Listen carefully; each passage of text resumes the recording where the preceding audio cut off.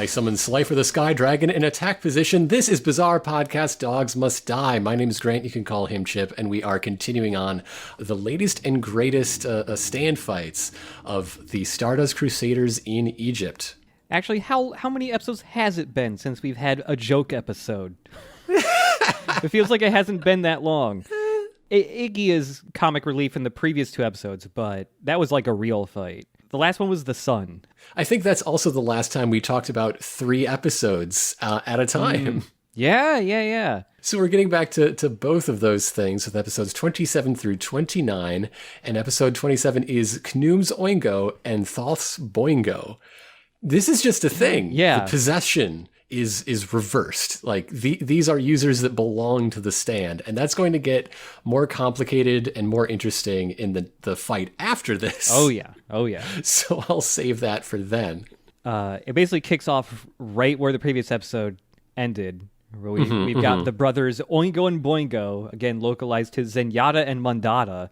I can't wait for these episodes to be shared, and then people will tell us why that is. I feel like I've tried to look it up before and figure out why they were renamed that, and I could not figure it out. Just want to extend a personal thank you to all the people who told me that the captain in Captain Tennille's actual real-life surname is Dragon, which explains that. Yeah. We got the brothers here. We got the older big one, who's Oingo, and the little one, who is Boingo.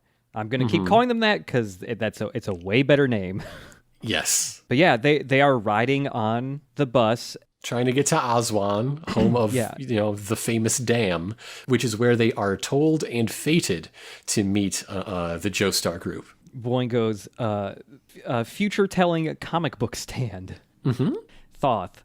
And the book is saying that the bad guys are 5 protagonists here, or 6, I guess, with Iggy. They are going to go to a cafe and drink poisoned tea and die. Also, as they read these pages, there's a pterodactyl with some titties?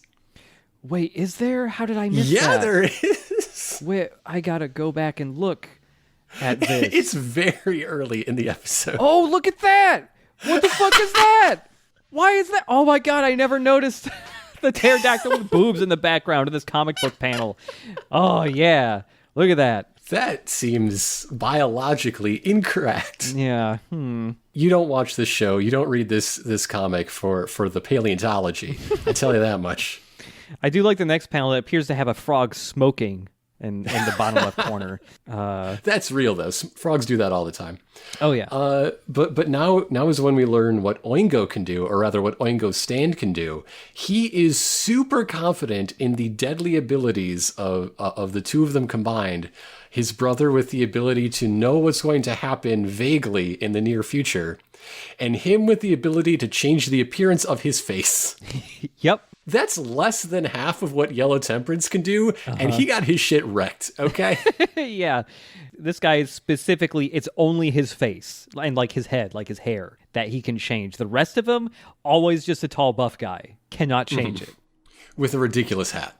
Oh, a really goofy hat. Really, really long, skinny brim that sticks out to the side. You know the trucker hat meme where, like, you put too much words on the trucker hat, so you got to make it super tall? Mm-hmm. He wears that. That's his hat. Yeah.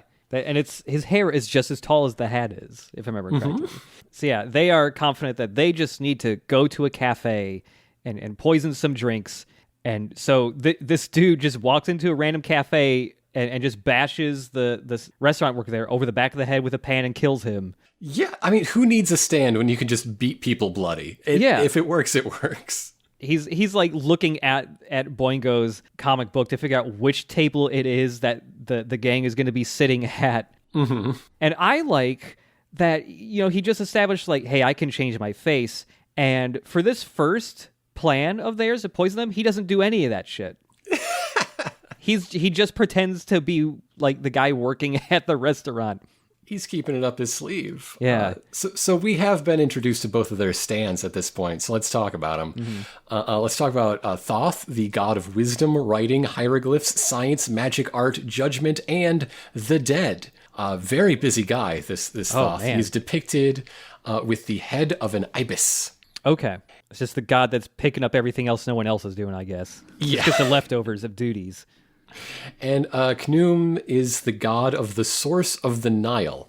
Oingo calls him the god of creation because that kind of, by being god of the source of the Nile, that he is associated with, life and plenty. In fact, one of his godly duties is like sculpting babies from clay on a potter's wheel and then placing them in the bellies of pregnant women to be born. Oh, okay. Yeah. Huh. He is depicted with the head of a ram. After last season's stands, all of the major arcana named stands, their card art is essentially Iraqi's interpretation and in some cases subversion of traditional tarot art. Yeah. Whereas the cards we get shown for all these Egyptian god named stands are very reserved, actually. Very inspired by Egyptian temple art and hieroglyphs. It seems far more, respectful. Not that the others were disrespectful, but reserved, I guess. Like this card art doesn't even hide a Lucky Land anywhere in them. Yeah, they're just it's just like what you would expect, really. Which is I didn't even realize that until you just pointed out that it's far more respectful or whatever. So while they're setting up the cafe, we see Jotaro, Joseph, and Polnareff walking down the street. Both Avdol and Kakyoin are in the hospital. Avdol's going to be okay. He's just got some like cuts and stuff. But they're worried about Kakyoin because he might lose his sight. And they're just talking about how they're worried that they might have to leave him behind. Leaving Kakyoin behind right now is basically saying this shitty dog that hates us all is better than you. We would rather hang out with him than you. Yeah. Polnareff is smoking. Never seen him smoke before, but he's decided to pick it up, I guess. Because JoJo is that cool. Yeah. He's a bad influence, that boy. They're talking about all that stuff about their friends being in the hospital, and then they're just like, oh, let's go to a cafe. Which one do we go to? There's a bunch here. Polnareff just takes a cigarette, just flicks it on the ground just to see where it lands and where it's pointing to, just on a whim. And it is the cafe that they are fated to go to. This is fun. This is a fun way to explore a new place. I knew somebody once who would explore a new city by spinning a bottle on a corner and then just walking until she got bored of walking in that direction and do it again. Oh, that's fun. Yeah. I've never tried anything like that. Maybe I should sometime. Not here, though. You just wind up on a highway entrance ramp like, God damn it. Oh, man, another strip mall. There's nothing to see over here. One of 2 Walmarts? Oh, I've seen this one already. So they sit down in the cafe. Oingo's there to serve them. Again, has not changed his face or anything because they haven't seen him yet, I guess. With a hat that looks like he plays for Pharrell's baseball team. Oingo's just sitting there with his back to them, just sweating, hoping that they order the tea. And they're about to order the tea, and Joseph goes like, no, wait. Dio's minions are everywhere. What if our tea got poisoned? We don't want that. From now on, anytime we order drinks from a place, we're going to get stuff that's sealed, either in bottles or cans, so that we know that it's safe and hasn't been tampered with. So he orders a round of Coca-Colas, something that has never let him down. Love those Coca-Colas. Ordering the Cokes, and Oingo is immediately freaks out, starts losing it, sweating profusely. He acts like Coke killed his family. Yeah. And depending on where he lives, that might be accurate. Yeah. So he's trying to get the Coca-Cola bottles out, trying to figure out how he can spin this into them getting tea instead. And oh, phew, one of the other customers of the restaurant starts complaining loudly that the Coke is warm because the refrigerator is busted. And we all know that Joseph hates hot cola. It is previously established. Yeah. So now that the Coke isn't good enough, a discussion goes around, and Polnareff is like, come on, you're paranoid. Just because we're being hunted is no reason not to live our lives. There's no way on earth that Dio's minions could guess where we are already. We didn't even know we were going to get here. Yeah. And This would carry so much more weight if it was coming from anyone else. Yeah. Polnareff, how did you find them at that restaurant in Hong Kong? Yeah. Whenever Polnareff suggests something, do the opposite. Polnareff, how did Soul Sacrifice know you would get that hotel room? Yeah. I guess he climbed to the side of the building, maybe. Joseph's like, you know what? I don't care. There's no such thing as being too paranoid when it comes to this. Let's just go to a different cafe and get Coke there. Mm-hmm. They go out. There's a cafe across the street, and it's on fire. It is burst into flames. And it's on fire because some maniac left a lit cigarette in the street and it set their garbage on fire. Who could have done that? And it's even Polnareff himself who's like, wow, what kind of asshole would do that? And so after everything's on fire, he's like, okay, fine, we'll just have the tea. I kind of would appreciate it if they made Polnareff just slightly smart enough to make that a very self-conscious deflection of guilt, like trying in vain to convince the other people it was some other guy's cigarette. But no, he does not get it. Yeah. They go back in to have the tea. They very slowly, like in slow-mo, are starting to tip all the teacups at the same time. And it's been poisoned. And just as the liquid barely starts to flow into their mouths, Iggy jumps into the restaurant and steals some people's food and fucks the place up and runs away with it. And Iggy's new character design that we're going to be seeing for a while is adorable. He's cute. He's cute now. He's impossibly cute now. So it's a little dog, very little and like round and cute looking, but he's got like an anime girl's face. Yes. Almost. And a big old head and his little ears. Oh my goodness. Yeah, his proportions have changed from shitty dog to cute dog. It's great. So the people he stole from start throwing plates at him. They're trying to kill this dog, breaking a bunch of dishware that isn't theirs. That's going on your bill, ma'am. As Iggy does this, everyone spits the tea out. They all do a simultaneous spit take and chase after him. So there goes Thoth that plan. Seems a mite unreliable. Like there's a lot of fulfilling the letter of the prediction, but not necessarily in the way one might expect. It's the artist drew it with a monkey's paw. I think I'm not sure. Yeah, because Thoth can only predict the very near future. You know, sometimes the results aren't what you're hoping for. So they just consult the book again, going like, okay, what's the next step in killing these guys? And the comic book just says, oh, some weird nerd is walking by the street and you hate his face, so you punch him and take his money. And so they just do what the comic book says and punch this dude in the face. And they steal his wallet full of money. Yeah. We got to talk about the vibe between these two brothers because it's the best part of the episode. Oh, yeah. Neither of them are smart. No. They are a perfect double act of two. They are so entirely convinced that they are the most powerful stand users, unstoppable, because they see everything coming. That's the way Thoth works. Mm-hmm. And Oingo, he can even imitate the smell of people by changing his face. Yeah. Which is important, I guess. And they have a song, they have a dance. They're constantly hyping one another up, but mostly celebrating themselves as a unit, the Oingo Boingo brothers. Yeah. There's like a little tick that Boingo has where he reads what's going to happen and it sounds like it's going in their favor and he starts like cackling in a weird way, like he's just about to fucking lose it. Yes. And his bigger brother is just like, oh, that's just normal. I love my brother.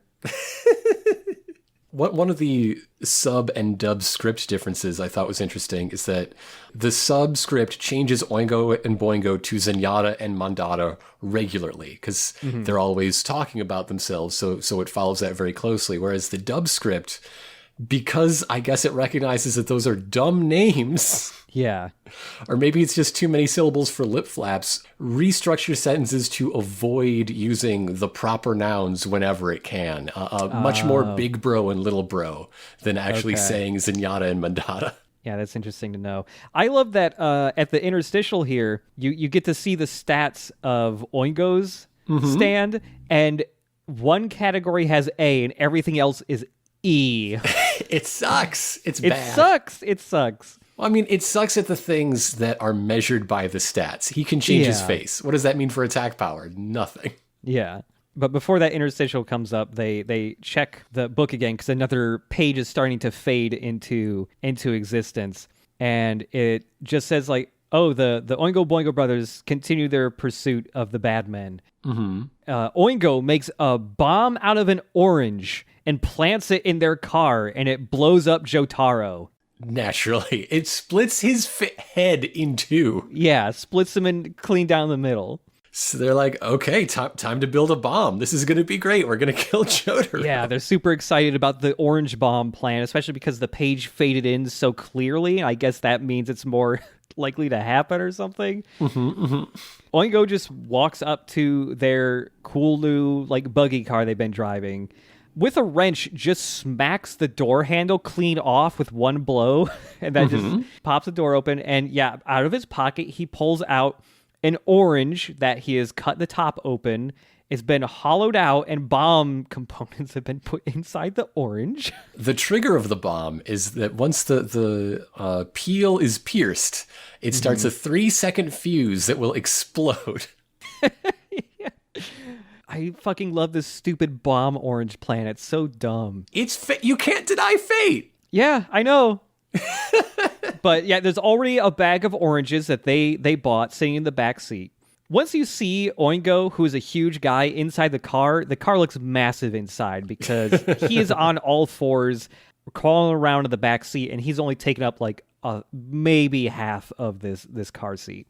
Mm-hmm, mm-hmm. But Joseph and Polnareff show up, and they see somebody's in the backseat of the car, and they're yelling at him like, hey, get the fuck out. Who are you? You hear some stretching noises and other sound effects, and Boingo's tall, goofy hat pokes up from the other side of the car, and then the rest of them appears, and it's just Jotaro with a very tall hat. Yeah. But in Oingo's clothes. Now that's what I call hat hair.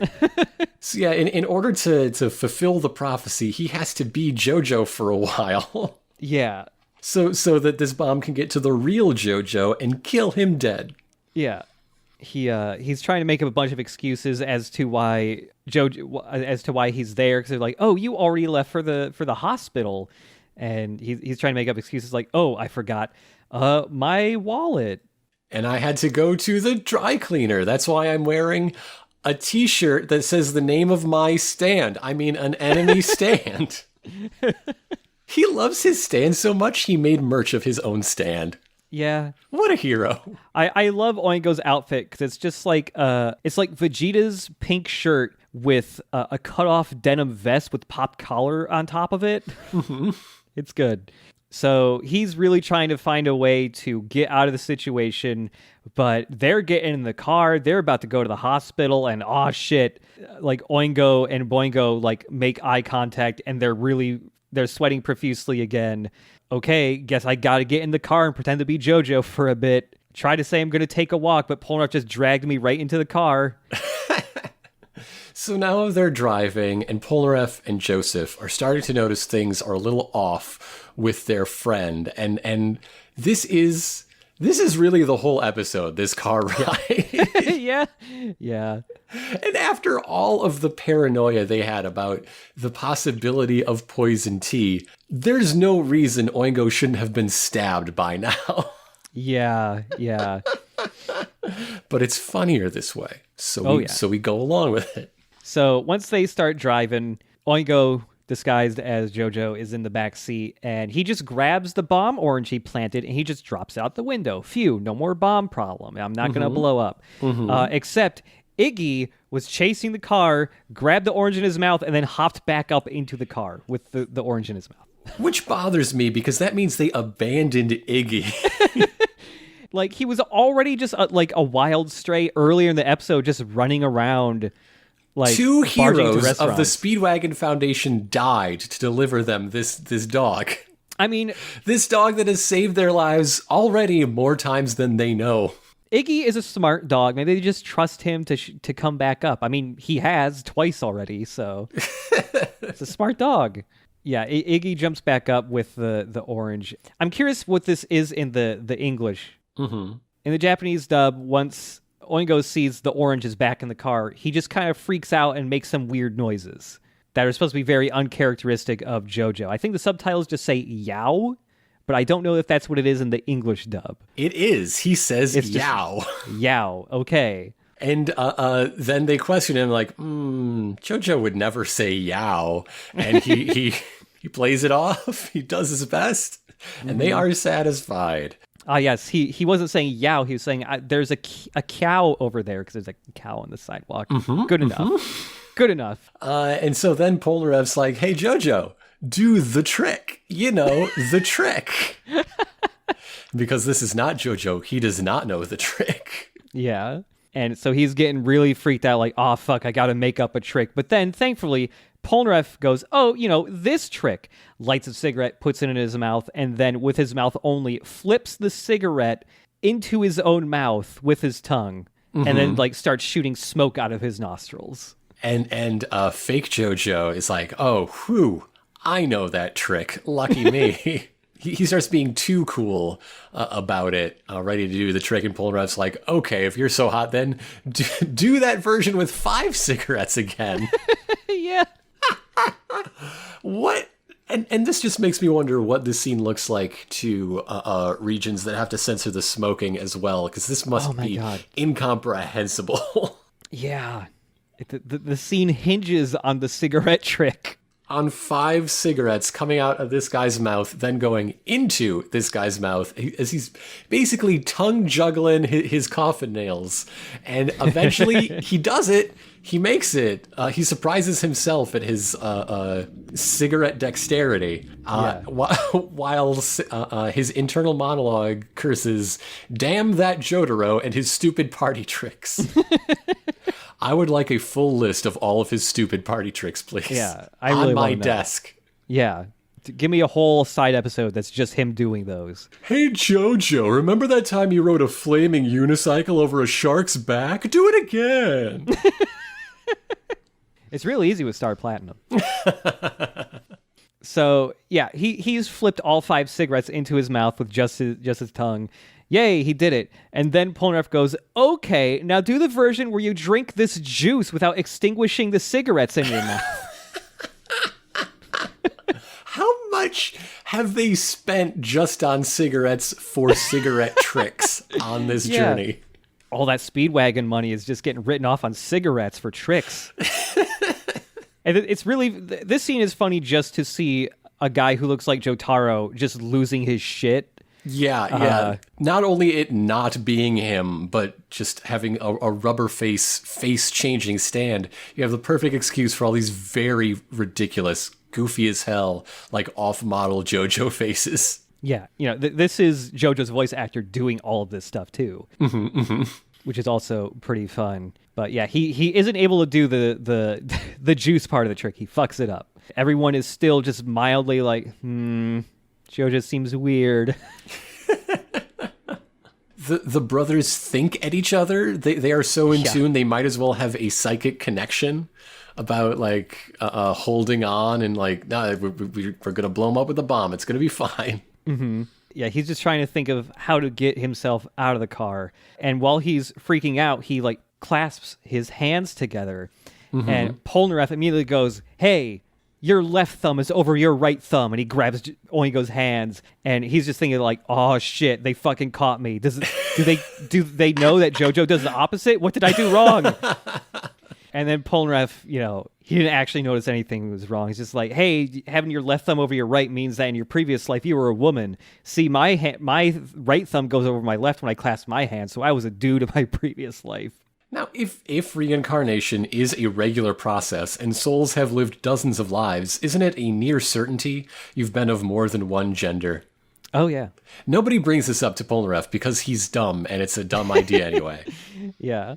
But even Joseph gets in on this, goes like, really? That sounds like bullshit to me. And it again doesn't have his hands on the wheels or anything while driving. This doesn't come up in the story. The car drives straight. It's fine. I just think it's really funny that there's a whole scene when it's like, okay, JoJo, do the trick, where Joseph's just looking behind him and not looking at the road at all either. And if I am Oingo right now, I'm deciding to just bail, go to Dio, and say, these guys are dumbasses. Just do your fight. Do not worry about them.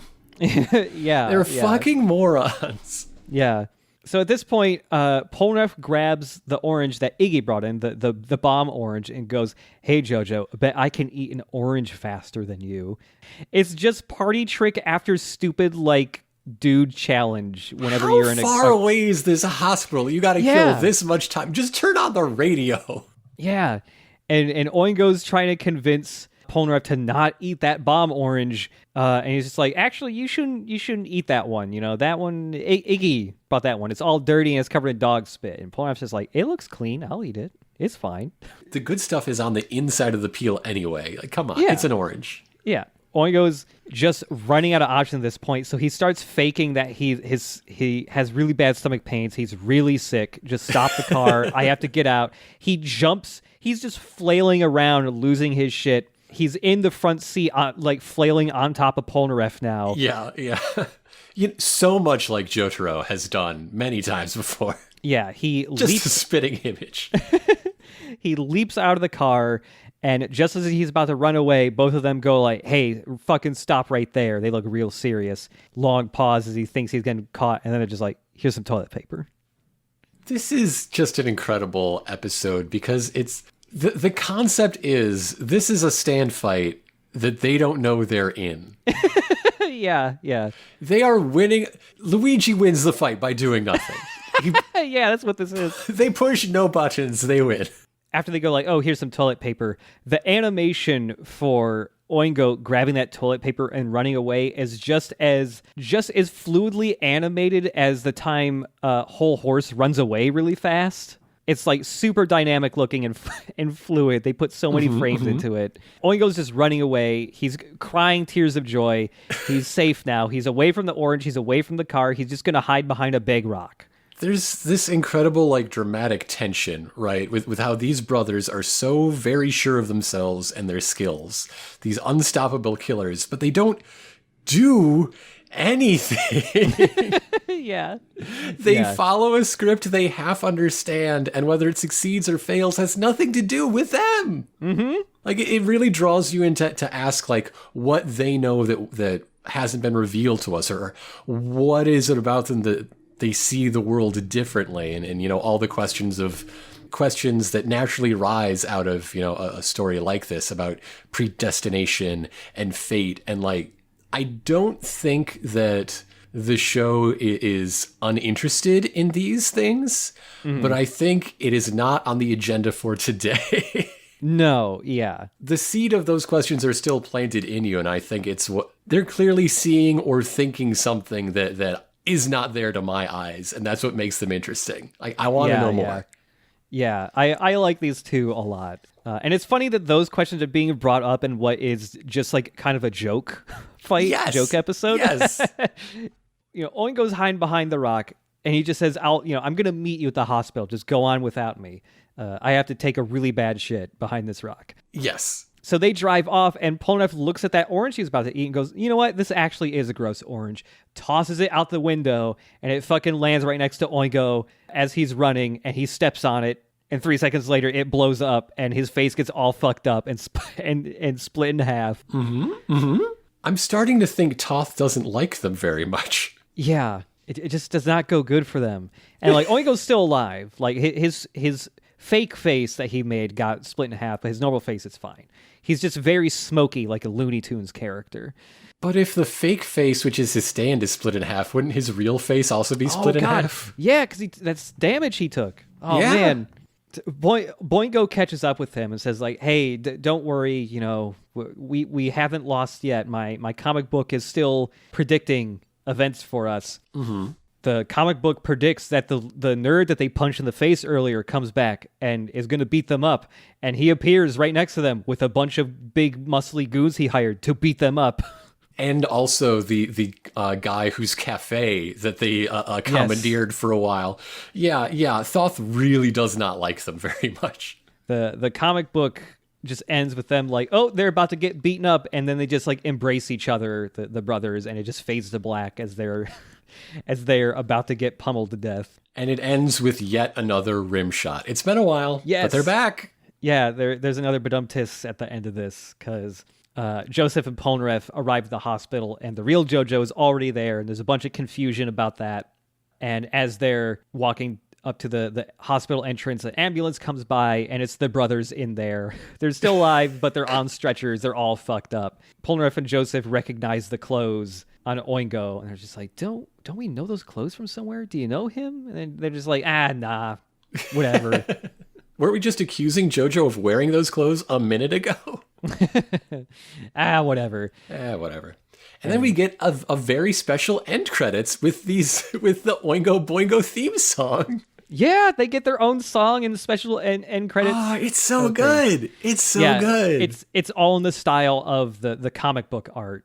It's like the theme song to a very special Oingo Boingo show, which is what this episode basically has been. You know, it's all told from their perspective, with our usual heroes as these traveling outsiders instead of the focus of it all.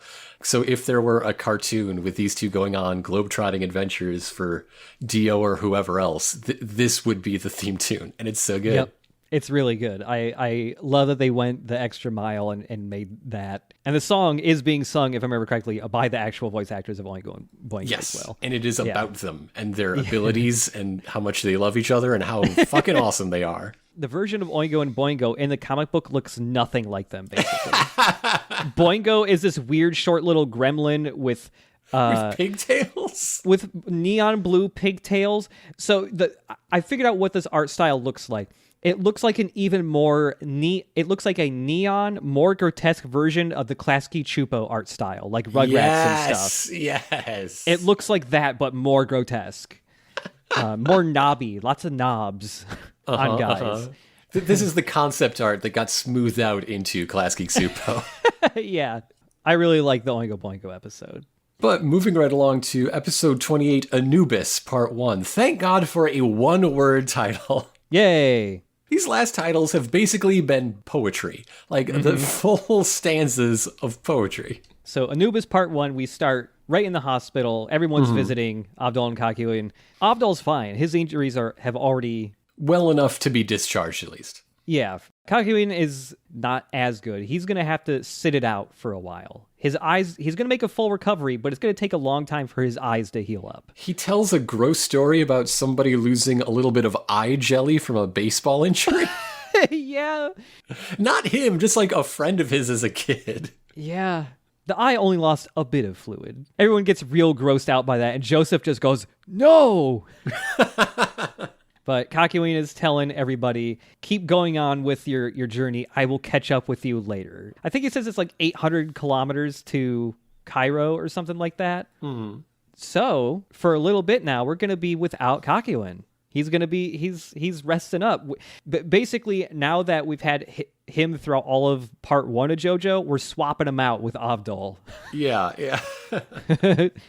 This is a way to sell the greater danger. Like, we've had people get injured before, but they've never had hospital stays, at least not that we've seen. And now an extended one that we got to leave somebody behind on. Oh my goodness. Mm-hmm. And also foreshadowing future danger because, you know, they're shorthanded after all. Mm-hmm. They don't have their sneaky little spy shooting emeralds at people. Yeah, all they got is a dog to replace him. A dog that doesn't want to fight. You got to make him do it. You got to rub his face on the stand user. Yeah. So they get Kakyoin's medical bill, and Polnareff basically shits right there. Yeah. But why, I must ask, did they give the bill to Polnareff and not, one, the guy who reads Arabic to take a look at it, or B, the guy with the money? Yeah. Polnareff freaks out by how much the bill says they owe after Avdol reads it. 46,350 Egyptian pounds. It's okay. Joseph brought another luxury car. He's just going to donate it to the hospital and then we're all square. I imagine at this point, Joseph, like when he pulls his wallet out, there's no bills in there, but rather just like a dozen car keys in there. Y'all take pink slips. And when they're looking at the bill, they hear some ladies chatting just out by the entrance. And it's just like 4 nurses all fawning over the much cuter now Iggy just sitting there slowly chewing gum. Iggy gets more babes than JoJo now. That's how it goes. Yeah. heaven forbid some sort of terrible accident befalls my lovely dear wife, but I wouldn't be single for long. I've got Moki, and it works. It could work. Mm-hmm. So Polnareff cannot stand this. He immediately goes over there to tell those nurses that dog sucks, actually. He's shitty. And so Iggy just launches himself 6.5 feet up into the air to latch himself onto Polnareff again and just start farting all over the place. And he looks so pleased with himself. The happy little smile he makes when he farts on Polnareff. Yeah. And the nurses love it. They love that he's farting. Yeah. They think it's adorable. Yeah. Yeah, after that little fart fest there, we get the intro. And now... The show, we get the narrator introducing us to some stuff again. It's been a little bit since he's given us a little spiel.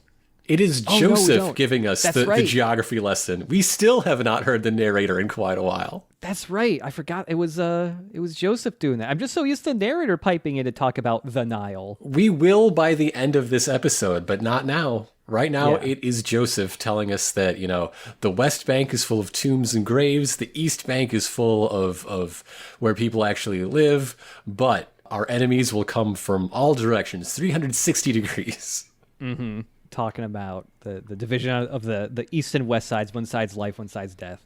But meanwhile, there is a crew of people escorting a cow to market, I suppose. I don't know where they're taking this cow. It's not important. What is important is that this somewhat older man and all of his friends are bullying his son, Shaka. A young man, Shaka, who seems a sweet, sensitive boy who doesn't deserve this kind of mistreatment. A very huge, buff, sweet, sensitive boy. He's a big boy. It goes without saying, yes. Oh, yeah.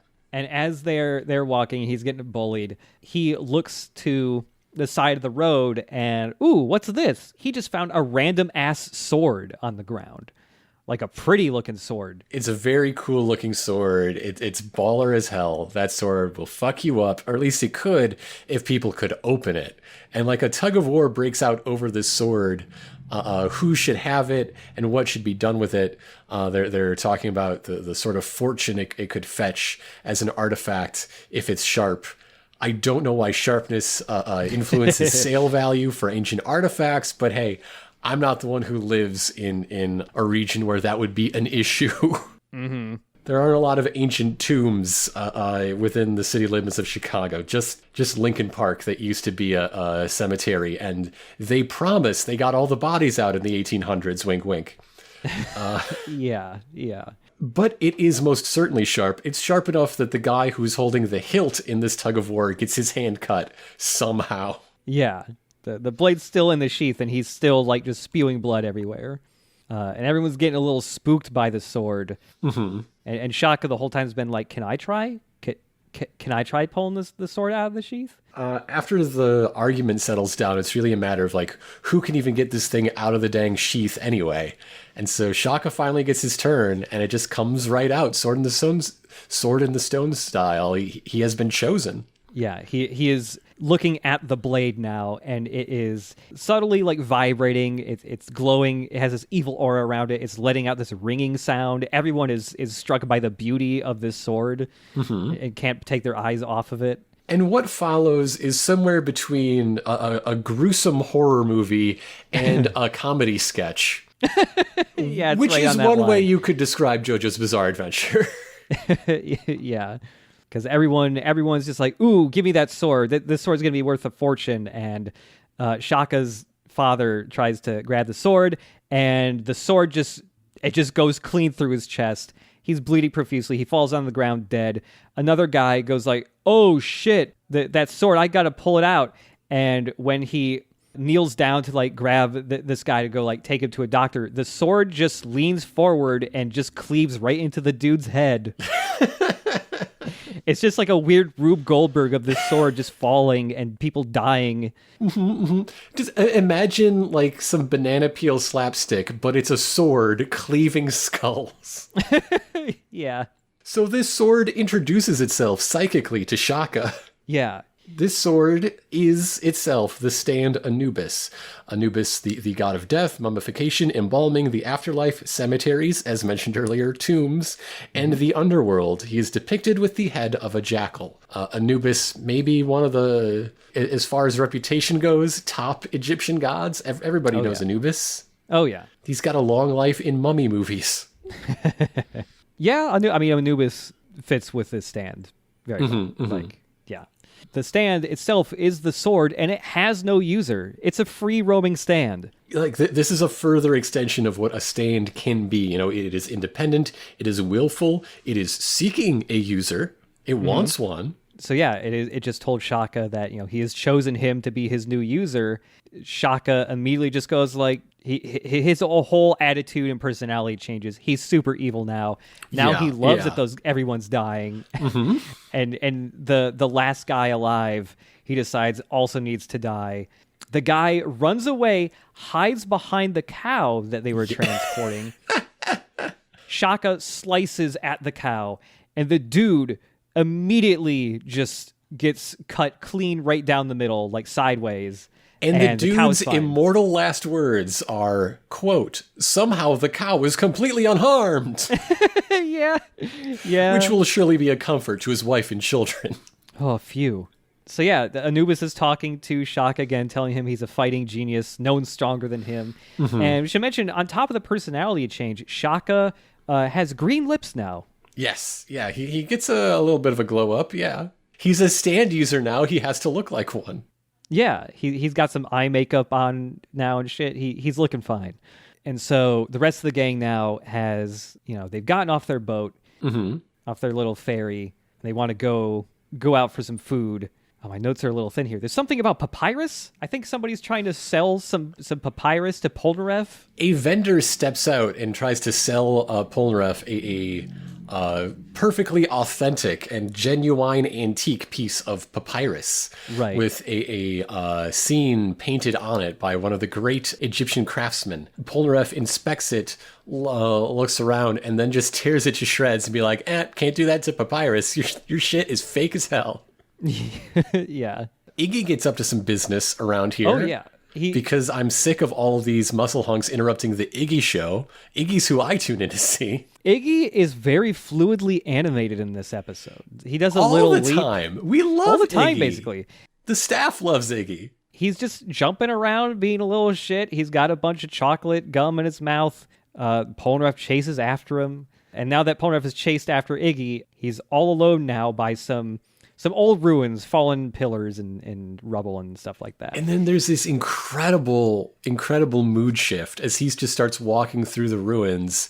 Out of the shadow steps Shaka with Anubis, and the mood just suddenly shifts. It's in the lighting, it's in the framing, it's in the music.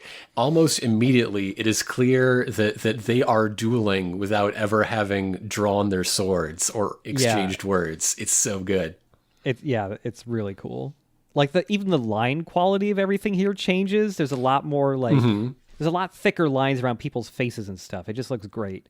But yeah, they both walk deeper into these ruins and stop. Polnareff tells Shaka like, "Hey, you should just tell me your name before we fight." As this is happening, you see a little fly land on the hilt of the sword, and it just dies. Just touching it. Yes. So Anubis announces himself, introduces himself just a little bit, and it becomes clear that the in Egypt part is really all about all of the dogs of the world banding together for vengeance. Yeah. First Iggy and now Anubis. These dogs know that the universe is out to get them, and they got to band together in any way they can. And for some reason, they've all picked Polnareff as dog enemy number one. So this is a fun pairing of guys to fight, because, hey, we've never actually had a real-ass sword fight in any of this. We've got two sword users now. As it goes, Polnareff and Silver Chariot are far more skilled as duelists, but Shaka wielding Anubis is so very fast and so incredibly strong, and with such great reach. that he is more than a match and begins to overwhelm Polnareff. One of Shaka's big tricks is that the sword can selectively go through anything in order to attack something on the other side, much like, say, a cow, for instance. Somehow the cow is unharmed. Or a great big stone pillar, in this case. Yeah. Whereas Polnareff's big trick is to leap vertically about 40 feet up to the top of one of these pillars. So that he has the high ground and all of the advantages that it conveys to stand user and Obi-Wan Kenobi alike. There's a shot of Polnareff like basically circle strafing around the pillar, trying to cut through it. Well, also because Anubis' sword is just going through the pillar, he's kind of sword fighting through the pillar, like blocking his attacks. Yes. And this shot looks so good of him, like the just running. The background of the pillar is 3D, but Polnareff, is being animated within that scene too, and it looks really cool. Mm-hmm, mm-hmm. But Shaka gets a drop on him and is essentially using this pillar as a shield that he can strike through, but Polnareff can't. And so then Polnareff uses his second secret technique. Armor off is the first secret technique. Now it's time for his second secret technique. To fire the foil, the pointy bit of his rapier out of the hilt, and then it ricochets around and stabs Shaka through the neck, killing him. Mm-hmm. It's the way it shoots off, it feels very much like how an action figure shoots a missile out of its gun. Yeah, it's spring-loaded, yeah. Yeah, it's like spring-loaded. And he takes a moment to justify his version of Starfinger. God, yeah, does that ever come up again outside of this fight? I don't think it does. I don't know. It's okay, we'll have a guest on to tell us for sure. Yeah. So Shaka has been defeated, a sword clean through his fucking neck. So Polnareff goes to inspect the sword, going like, wow, why didn't this guy fight me with his stand? And then, picks up Anubis and is struck by the beauty of the blade. Mm-hmm, mm-hmm. And you know where this is going. And Iggy already knows something's up. He's there just barking his now cute little head off at Polnareff. He wants to see that sword naked so bad. Mm-hmm. He wants to slide that scabbard down real slow. Oh, no. But then the sword gets rescued by 4 mice just running away with it. Yeah. Yeah. The rest of the gang has caught up with him. God, I love that it's just rats. Mm-hmm. Going off with that sword. So yeah, Polnareff sees that and he's like, hey, don't you fucking steal that sword, and he picks it back up. They're just talking about a little bit like, wow, we can't let our guards down for even a split second. Dio's guys will come right after us. Good job, Polnareff, killing that guy before we even got here. Mm-hmm. And so they got to get back on their ship. It's the next day. They've gone to their hotel. Polnareff brought the sword with him. And he just goes, I'm going to take this sword to the police. What are the police going to do with a ghost sword? What are they going to do with that sword? But everybody figures, yeah, that's probably the right thing to do, I guess. Yeah, okay. Yeah. So he goes off not alone. We are learning. He takes JoJo, but they don't go directly there. They stop at a barber shop because Polnareff needs a little shape up. He wants a nice relaxing shave, and it means JoJo can sit in the corner and read his Marine Life magazine. Oh, yeah. Marine Life. Everybody loves Marine Life magazine. Yeah. You think he got a hankering for it during the submarine adventure? Looking out the window thinking, fish are cool. Maybe. This is funny because I didn't notice this detail until I rewatched it, but like that Marine Life stuff comes up again later. Mm-hmm, mm-hmm. Like to say that, does Jotaro like Marine Life? He's way into it. Whereas his grandfather is into Marina Life, the magazine for men who own several boats. Yeah, Polnareff's getting like the shave. He's yelling at the big burly guy, giving him it because he's just like, "Watch out, dude! You might, fucking cut my face with that. You got to sharpen that shit." Mm-hmm. He's got the sword right next to him, just leaning on the barber chair to take it to the police station. Yeah. So as Polnareff is like laying with, a towel over his face and he's all lathered up, the barber's like, "Oh, you want me to get you under the chin, huh? Under the chin, huh?" And the blade he brings to bear is not his newly honed straight razor, but no, it's Anubis. It's the sword Anubis. And this is why home shaving kits are so popular. You can't trust these people. it's far less likely that a home kit is going to be possessed by a ghost. And if it's possessed by a ghost, you're possessed by the ghost. Yeah. So now it is time for episode 29, Anubis Part 2. JoJo picked a bad time for a nap. His friend is about to get decapitated, and that fish magazine put him straight to sleep. Mm-hmm. Yeah, this guy, he has the sword. He's holding it with both hands, just drawing it across Polnareff's body, and he's just going to pull it back to just go clean through his neck. But Polnareff jumps, slips out of the chair and jumps and does a flip just as he's pulling the sword down towards Polnareff's neck, and instead drives the sword across his chest, an inch into it.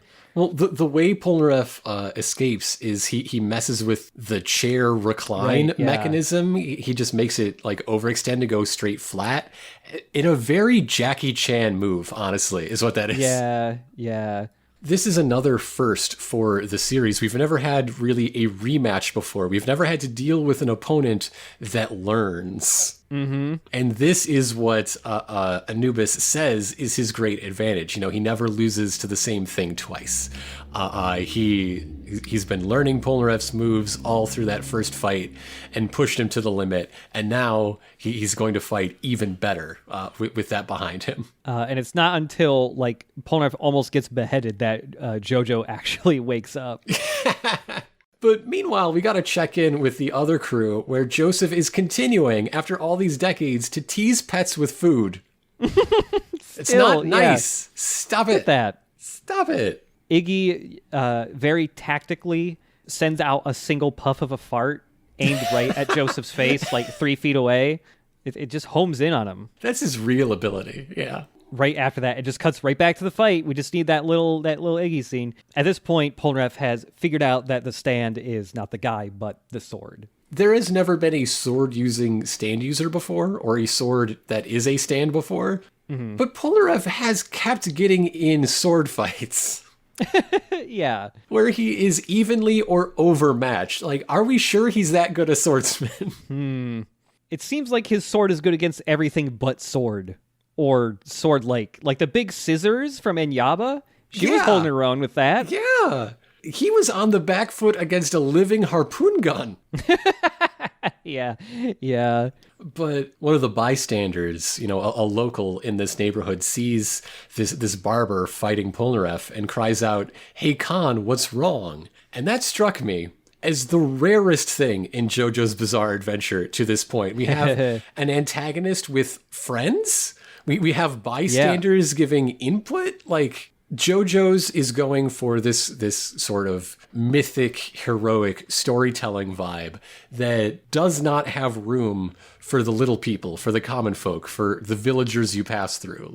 Yeah. The anime, by needing to add a few extra minutes here or there, seems to have softened that, but just the idea of someone saying, "Hey Khan, what's wrong?" It feels really out of place, or maybe not out of place, but unique, like a new thing developing. Mm-hmm. For an example of something else that has that same sort of vibe, and so that same sort of lack, is when Luke Skywalker's aunt and uncle die, does anyone else in the world care? Do they have friends?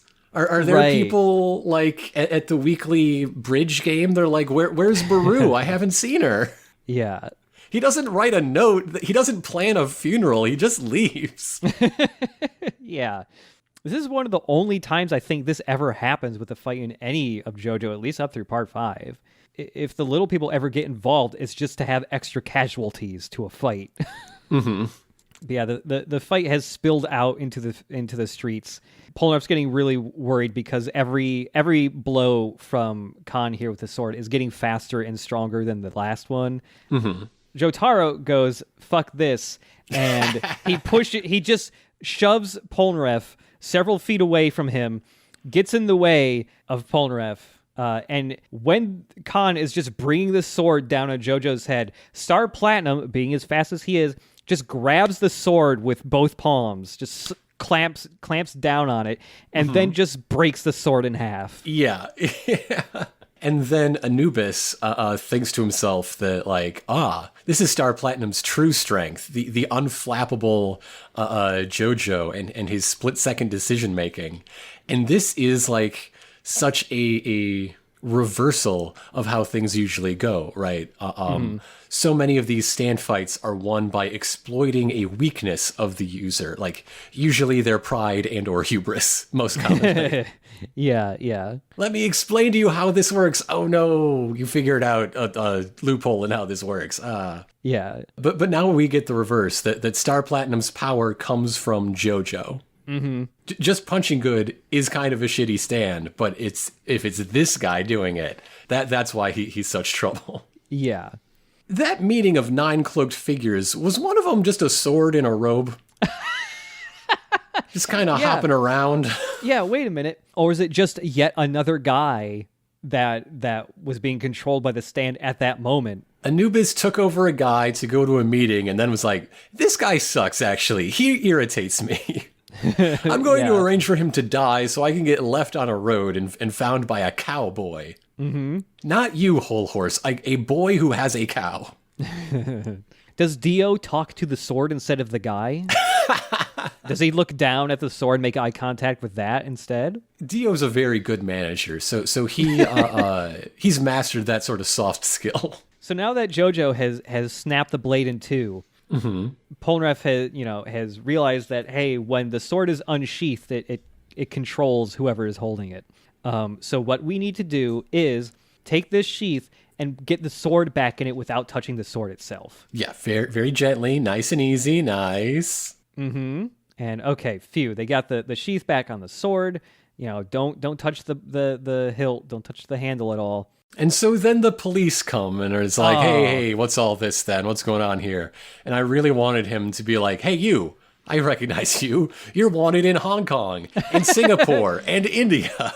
Yeah, God, there's a lot of cops that want these guys at this point. But no, he's just very interested in what's going on with this sword and all the hullabaloo. And there is a struggle for the sword, and it eventually comes unsheathed in the hand of Jean-Pierre Polnareff. Oh my God.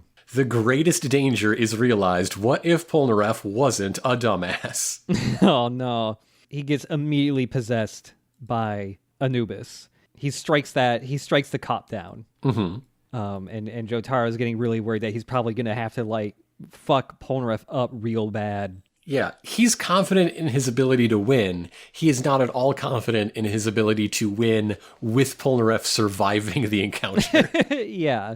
And so there's a bit here where Polnareff is just fighting with one hand behind his back, swinging around the broken Anubis so fast that Star Platinum is barely keeping up with the blows and deflecting them with his hands. Yeah, as he is fighting two stands at once. He's not only getting one sword, there's also a ghost sword in the mix. Yeah. As he's parrying away all these blows with his studded knuckle gloves. Yeah, and there's a part where Polnareff swings down the sword, and it's the same situation again where Star Platinum is going to use his hands to grab the blade mid-swing. But this time, Anubis never loses to the same trick twice. Yeah. So he swings even faster, and the only thing Star Platinum can do to save himself is headbutt a sword.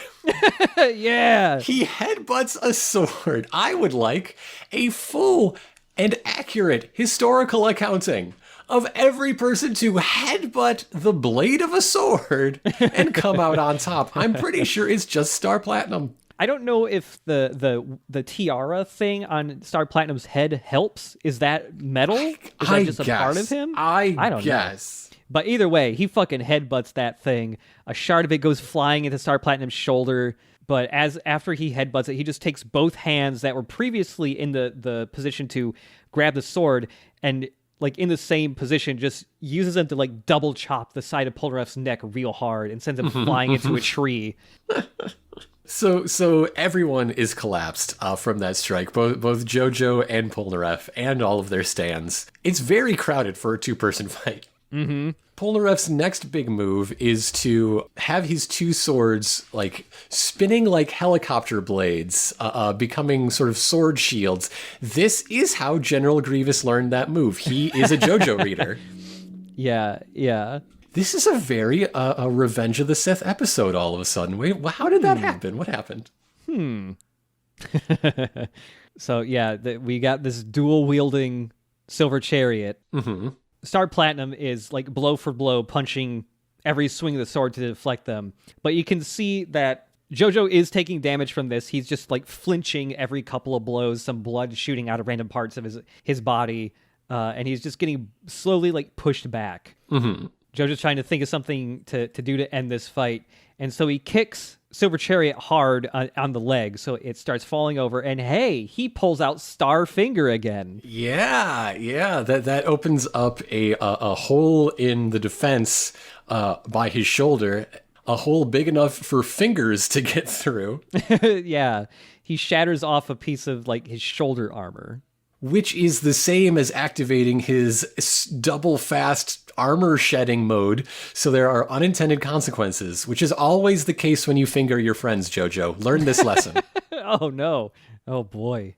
There's a brief bit here where like wow, why can I not think of the word for this? Not a fire extinguisher, a fire hydrant gets fucked up, and they're just like fighting with the water spewing in between them, I think just to look cool. Anubis sort of pops out. Like we see this ghostly image that is basically a depiction of the god Anubis, jackal-headed and whatnot. Does that mean there's a bird-headed dude that can come out of the comic book? I wonder. That'd be cool. Yeah. But this is setting up a very crowded frame where two people are fighting, but also three full humanoid stands filling, all going head to head in a very crowded frame. Yeah, it's pretty goofy. So JoJo gets stabbed in the gut with the sword, like the broken Anubis sword. Yes. It's gone like an inch or two into JoJo, and it's only not being driven clean through him because Star Platinum has just grabbed the blade with his fingers and is trying to keep it from getting pushed into him deeper. Yeah. And Anubis is like, I got you, bro. I got you. I'm going to split you open, and all your guts are going to fall out, and it's going to be gushy. You know it is. There's not enough black ink in the world to hide how gushy this is going to be. And JoJo very uncharacteristically is like, oh no, please, if you stab me any further, it'll be murder. Don't do it. Oh no. And the guy's like, oh yeah, it is. I want to do murder. It's my job. This is Star Platinum's cue to, like a double-fisted jackhammer, just punch the sword to pieces left, right, as it gets essentially mulched in his grinding fists. It's really, like, you see a close-up of it because, like, the front 2 inches or whatever of the tip of this broken blade are stuck in his gut. And every time he punches the sword, it, like, Polnareff falls forward a bit so it connects again with the tip that's still embedded in him, holding it in place for the next chunk to get punched away. Yeah, and snapped off. It's like a pencil getting sharpened way too much. First off, yeah, he's right. That's a dude that never flinches. Good eye, Anubis. Like, damn. But second, his abdominal wall. Yeah. The strength required to act as the anvil, to hold this sword steady for a snap rather than just a deflection. God damn. JoJo is full of meat. Oh, God. And you know his abs are strong as hell because once, the danger passes and Polnareff collapses, he just sort of flexes to gush that last bit of sword out of his guts. Yeah. It was almost like he used his abs to grab onto the blade and it never even pierced him. It's gross as hell. Yeah. So they're walking away. Polnareff is like, "Whoa, what happened? Did I touch the sword? I hope I didn't do anything too bad to you." And JoJo's like, "Just shut the fuck up. I need to talk to Grandpa and lie down. This sucks." Like, after the whole blade got destroyed, Star Platinum grabs the handle of that's all that's remaining of Anubis, and he just punches it double fisted so hard that it just shatters into dust. And then you see like Anubis go like fuck, and he just blows up. So they're collecting themselves, and this little boy, this child with a lollipop, sees the first thing to be removed from the sword, that its top half. that got snapped off by the palms, which is now the host of the ghost. Anubis lives in that initially broken part now. And he walks over and he picks up this pretty cool shining sword, and he becomes immediately evil. An incredibly evil child. Anubis hates the taste of lollipops. He despises this thing in his mouth and spits it out. And so Anubis starts monologuing here. The original stand user of Anubis is the guy who forged the sword 500 years ago. Making Anubis the oldest stand we have ever seen. And he's just been hopping from guy to guy since then. Even after his original user died, he is continued to live on. He explains that the reason why he wants to work for Dio is because Dio saved him from being in a museum. A fate worse than death. Yeah. So yeah, this kid with the sword does a weird little pose. Kind of the splits, sort of. Holds the blade up like it's a boomerang, and he just fucking pitches it. He just pitches the blade at Jotaro and Polnareff. At least he tries, because at the last moment, his footing is thrown off because Iggy is here, and Iggy wants that dropped lollipop. Yeah. And as Iggy dives for a sweet little snack, it throws off this evil child's footing, which throws off his aim, and Anubis throws himself directly toward the Nile River. The worst place, the last place he wants to be, because he's afraid he will fall into it and rust away and die. Yeah.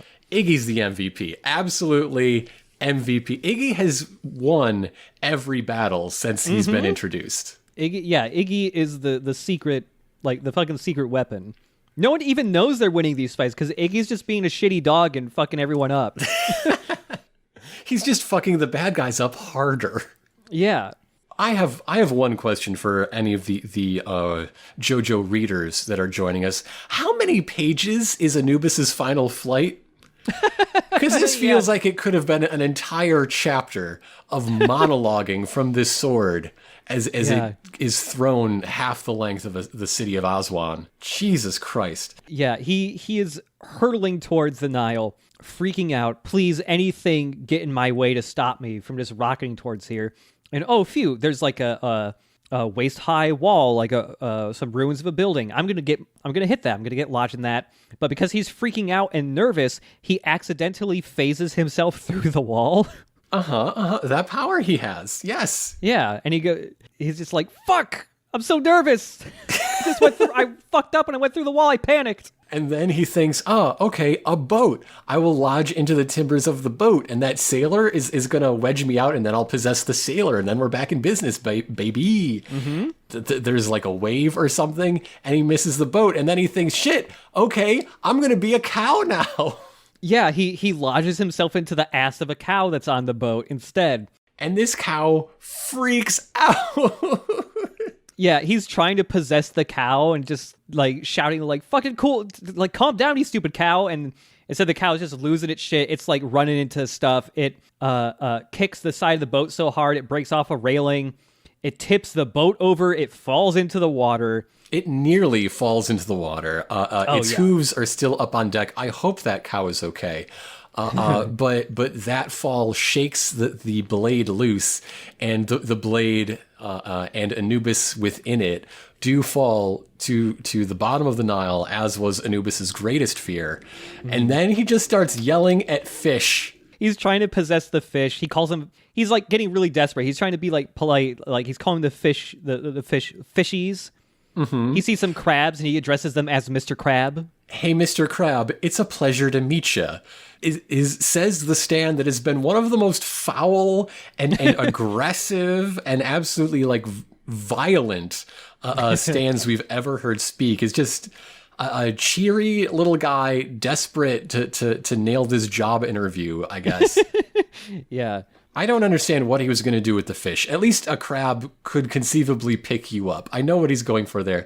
It still does not work. And then the narrator returns. Yes. The narrator has to tell us about the different kinds of guy. The narrator tells us about several of the ethnicities present in the multicultural landscape of Egypt in order to swerve and say, but here is a very specific lady. And we get some shots of, I guess, most of the costume of who is surely our next stand user, who we will meet next week. Mm-hmm. It is a hot lady sashaying around, and all the dudes are like, damn, look at that chick. And then it's just to be continued. There's a hot lady, watch out. Something that really struck me in these 3 episodes, in these 2 fights, and comparing them to last week, is like, if there is one solid difference between before Egypt and in Egypt, it is that enemies are now characters as a rule. Yep. We care about their lives. We care about their relationships. Why they follow Dio is important. And I mean, with Oingo and Boingo, they can be a point of view characters. They could be the heroes of an episode. An unusual, especially comic episode, sure, but it still counts. Mm-hmm. Like, we haven't cared this much about a random schmo's backstory since Bluford and Tarukas. Yeah. And every single stand user in all of Part 2 Stardust Crusaders, every single one of them is like that. They are all like actual developed, like solid characters, and the show is so much better for that. Mm-hmm, mm-hmm. And it's so much, at least so far, so much more naturally or organically done than, say, Bluefus and Tarukard. Yeah. Yeah, where they show up, and now it's flashback time, which is the way, I mean, every character was in Part 1. But, like, yes. No, if we're going to say that Ndul is a character, that means we get to just have the camera on Ndul for a while without any of the heroes interrupting his thoughts. Yeah, like it's some of the stand users, especially the ones that get defeated in one episode in Part 2 here, despite them having about the same amount of screen time as Tarukas and Bluford, they feel way better developed in the same amount of time. Mm-hmm. Because there's such a contrast between the stand users of the first half and the second half, the 2 arcs. When the first arc of Stardust Crusaders ended in the manga, was there like a brief amount of time where it went on hiatus while he was working in the second part? Because it feels like such a leap. Yeah. like a leap, like an improvement so drastically over one episode. It feels like there must have been like some time spent working on the second part or something. Or was it just week by week the whole time? I don't know. Well, let's find out. Duel was introduced in chapter 183, August of 1990. Okay. High Priestess Part 4 was published the week before. Wow. Earlier August of 1990. What the hell? There really was just like a big leap from one chapter to the next. Or I don't know, maybe just like after doing Ndul and going like, hey, I liked how that worked. Just the decision was made right after that to make every other enemy stand user like that. Mm-hmm. I really thought there would have been some time between those. But yeah, these 3 episodes they're great. They're super solid. Yeah. Every new fight now, we're getting a new type of stand that we haven't seen before. Mm-hmm. We're not suddenly getting another stand that feels kind of like Strength or Wheel of Fortune again or anything like that. They're all pretty different and unique. I like Anubis for bringing up the idea that a stand can live on after its user has died. Yes. That's a fun one. Stands that are completely autonomous. I do like the idea of, like, Star Platinum hanging out, walking the street. Mm-hmm. Like, hey, don't you belong to that guy? Ora. Oh, I'm sorry. My condolences. I'm so sorry to hear that. Ora. God, imagine if all stands talked like Pokemon.